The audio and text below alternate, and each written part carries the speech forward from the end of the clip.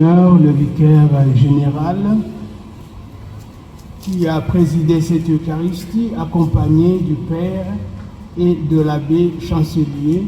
Maintenant, nous passons la parole à l'abbé chancelier pour qu'il lise le mot qu'il a en main. National de justice et paix, message de justice et paix Congo.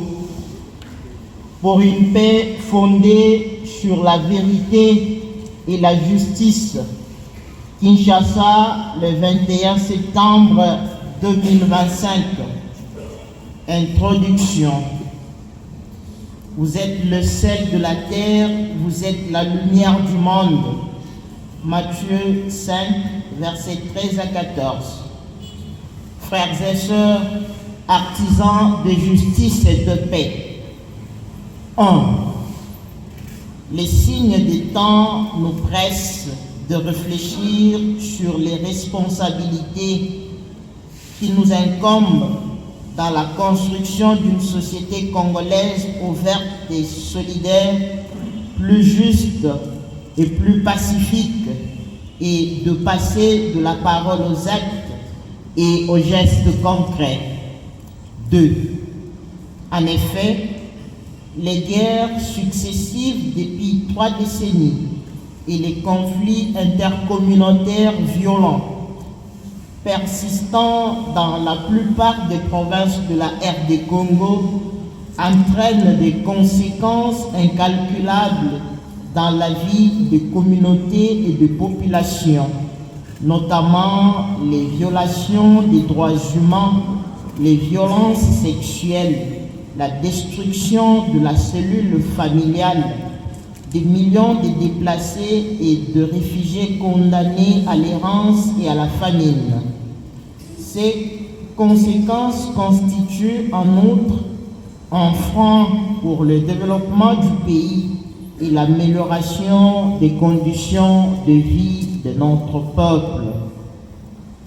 3. Aujourd'hui, il ne suffit plus de dénoncer la récurrence des conflits armés et l'exacerbation des cas de violence. Il est crucial que chaque Congolais soit convaincu d'une évidence.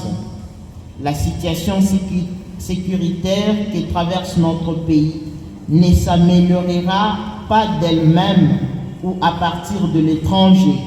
C'est chaque Congolais et le peuple congolais dans son ensemble qui en ont la responsabilité. 4.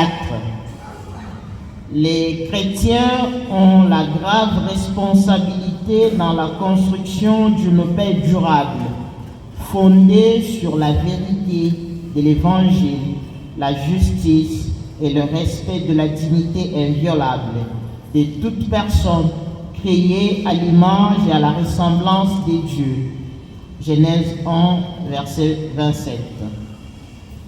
La vérité comme fondement de la paix. Frères et sœurs, 5. La vérité est le fondement de notre vie personnelle et de nos relations interpersonnelles. Pour nos chrétiens, vivre dans la vérité, c'est suivre Jésus-Christ qui est source de toute vérité. Et sur le chemin, la vérité et la vie. Jean 14, verset 6. Jésus ne dit pas que la vérité est une religion ou un rite ou encore un ensemble de lois et de règlements. Il dit « Moi, je suis la vérité ». La vérité est une personne. 6. C'est pourquoi notre foi en Jésus-Christ nous invite à croire à la vérité, à la pratiquer dans nos relations interpersonnelles, dans nos familles, dans notre société ainsi que dans notre pays. En effet, la vérité fortifie la paix de l'intérieur et un climat de sincérité plus grande permet de mobiliser les énergies humaines pour la seule cause qui est digne d'elle, le plein respect de la vérité sur la nature et la destinée de l'homme, source de la véritable paix dans la justice et l'amitié. Jean-Paul II, message pour la célébration de la Journée mondiale de la paix, la vérité, force de la paix, 1er janvier 1980. Frères et sœurs, 7. Restaurer la vérité, c'est appeler par leur nom les massacres quotidiens d'hommes et de femmes, quelle que soit leur appartenance ethnique, leur âge, leur religion et leurs conditions sociales. 8. Restaurer la vérité, c'est appeler par leur nom toutes les formes d'injustice et d'oppression, ainsi que la situation générale d'extrême pauvreté de la majorité des populations congolaises. Il faut le faire, non pour se donner bonne conscience, ni pour stigmatiser et condamner des individus et des peuples, mais pour aider au changement de comportement et de mentalité et pour rendre à la paix sa chance. 9. À ce sujet, l'Église ne peut jamais se soustraire à son devoir de dire la vérité sur l'homme et sur le monde, en recourant, si nécessaire, à un langage franc qui peut, au début, susciter une certaine incompréhension. Mais la vérité n'est jamais séparée de la charité, qui à la racine a toujours le souci de la vie et du bien de tout homme et de toute femme. D'ailleurs, dans la perspective chrétienne, la vérité n'est pas l'affirmation de principes abstraits et désincarnés, mais la rencontre avec la personne même du Christ qui vit dans la communauté de croyants. Par ailleurs, on ne peut construire des relations véritablement pacifiques, même au sein de la communauté internationale, sans vérité. Là où les mots revêtent des connotations ambiguës et ambivalentes, où le monde virtuel, avec sa perspective, sa perception altérée de la réalité, prend les dessus sans contrôle, il est difficile de construire des rapports authentiques puisque les prémices objectives et réelles de la communication font défaut. C'est faire Léon XIV, message au corps diplomatique. Paix, justice et vérité. 3 mots-clés. C'était le 16 mai 2025. La justice comme règle de vie. 10. Le combat pour la justice n'est pas une option pour les chrétiens. Ce combat fait partie intégrante de l'annonce de l'évangile au monde. Matthieu 5, verset 6. 11. Dans les sociétés modernes, l'État a la mission d'assurer une juste répartition des biens et des responsabilités. Malgré les efforts du gouvernement congolais en matière d'aménagement des services sociaux de base et de restauration de la paix, la situation sociale des populations reste préoccupante et même exacerbée du fait des guerres et contre-conflits violents. 12. Nous assistons à la paupérisation à l'extrême des larges couches de la population congolaise, mais simultanément à cette paupérisation grandissante s'observe un enrichissement inouï d'une minorité. Frères et sœurs, 13. Il revient à ceux qui ont des responsabilités gouvernementales d'œuvrer pour l'avènement d'une nation où les hommes et les femmes vivent en harmonie et en paix. Cependant, dans le contexte de notre pays où cette justice est reconnue être gravement malade, une solution efficace exige l'engagement de tous, acteurs politiques de la majorité comme ceux de l'opposition, les leaders de la société civile, les confessions religieuses, ainsi que toute la population congolaise, pour mettre en place des mécanismes de dénonciation et de condamnation des cas d'injustice. 14. En servant la cause de la justice, l'Église n'est pas dans l'optique de provoquer les divisions ni d'exaspérer les conflits. Au contraire, par la force de l'Évangile, l'Église aide à voir et à respecter en chaque homme un frère. Elle incite au dialogue les personnes, les groupes et les peuples pour que la justice soit sauvegardée et l'unité préservée. Pape Jean-Paul II, discours aux séminaristes, 14 juillet 1980. 15.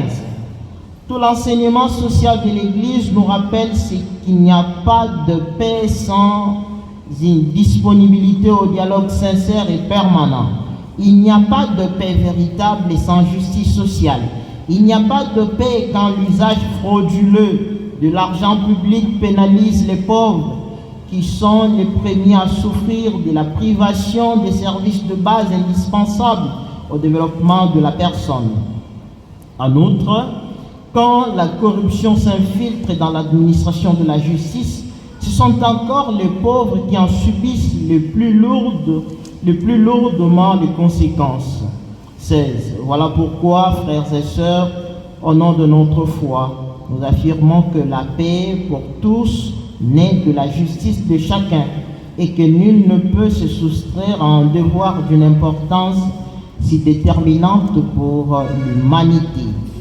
La dignité de la personne humaine n'a pas de prix, frères et sœurs, acteurs de justice et de paix.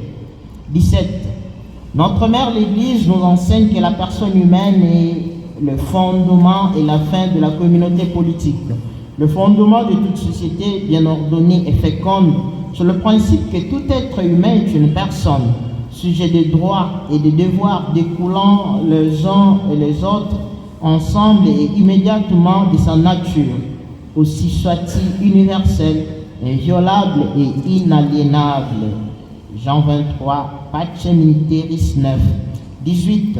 C'est pourquoi le devoir de respecter la dignité de tout être humain dont la nature reflète l'image du Dieu créateur implique que l'on ne peut pas disposer de la personne selon son bon plaisir.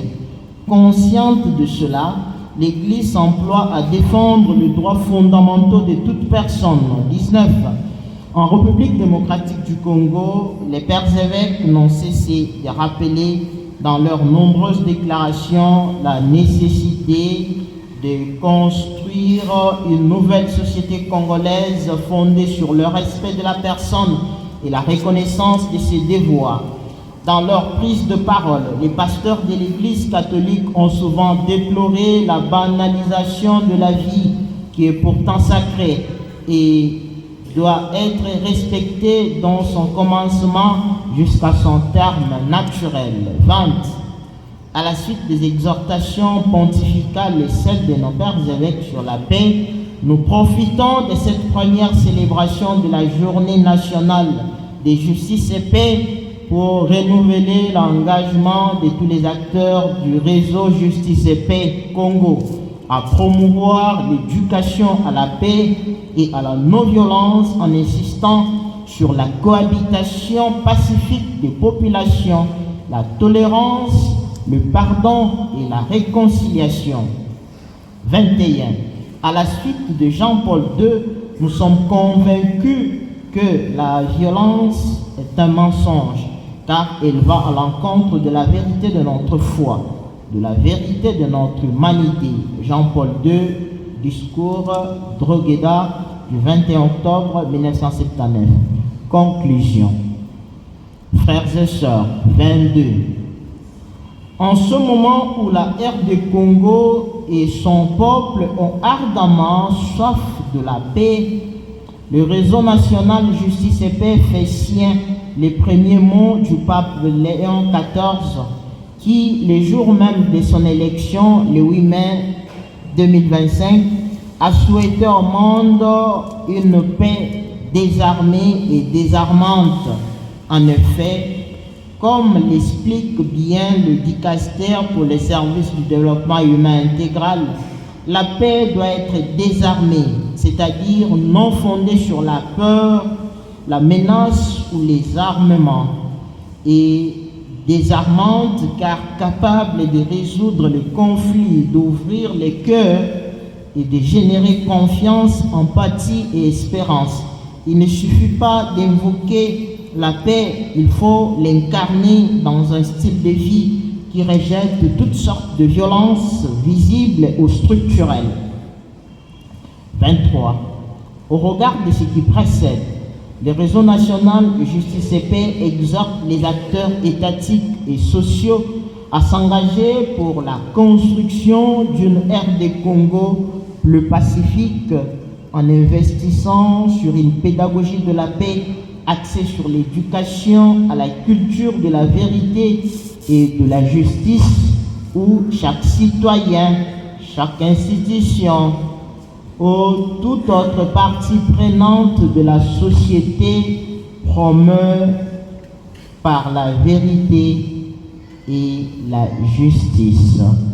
Que la Vierge Marie, Reine de la paix, et Notre-Dame du Congo intercèdent pour une paix durable en République démocratique du Congo.